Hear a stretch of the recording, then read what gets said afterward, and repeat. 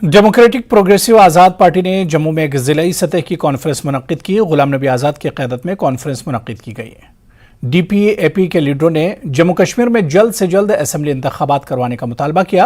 Party के senior लीडरान general Rajendra Singh Chib और दूसरों ने कहा कि जम्मू कश्मीर के अवाम तवील अरसे से इंतखाबात का इंतजार कर रहे हैं। हुकूमत को चाहिए कि वह अवाम के जमहूरी हुकूक को बहाल करे।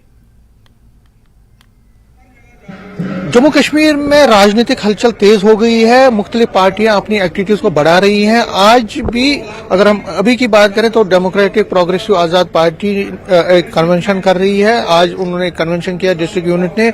मेरे साथ इस पर बात करने के लिए और जो जम्मू कश्मीर की राजनीति और यहाँ के इश्यूज हैं उस पर बात करने के लिए डेमोक्रेटिक प्रोग्रेसिव आज़ाद पार्टी के जनरल सेक्रेटरी RS चिब साहब, जो फॉर्मर मिनिस्टर भी रहे हैं, इनसे हम बात करते हैं।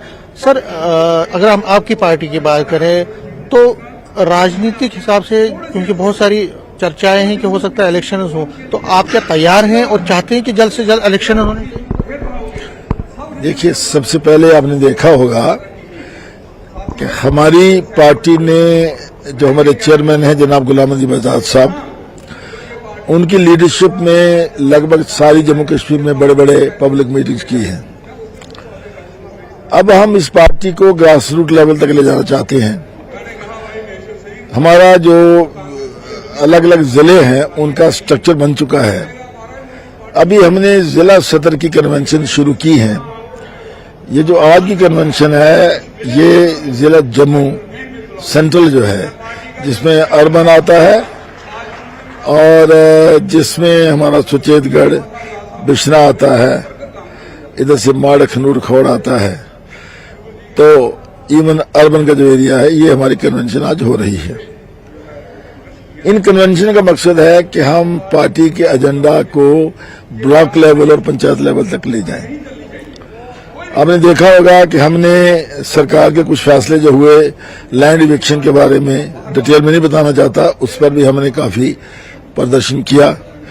इवन जो प्रॉपर्टी टैक्स लगा है उस पर भी अपने व्यूज हमने दिए हैं।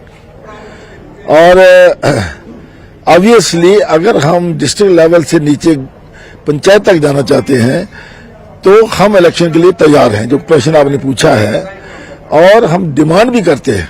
मैंने कल भी किससे कहा कि सरकार टैक्स तो लगाती है, सरकार इलेक्शन भी करवाती है, लोगों को परेशान भी कर रही है पिछले 4 साल से, लेकिन why don't they go for the early elections? देखिए, हमारा एजेंडा तो है कि स्टेटहुड में पहले दे दें, लेकिन अगर स्टेटहुड पहले नहीं भी देना चाहते हो तो कम से कम इलेक्शन करवा दें। BDC के इलेक्शन हुए, DDC के इलेक्शन हुए, तो हम कहते हैं कि हम इलेक्शन के लिए तैयार है और government should go for election at the earliest. Last में पूछूंगा, आगे की राजनीति हमेशा संभावनाओं का खेल होता है।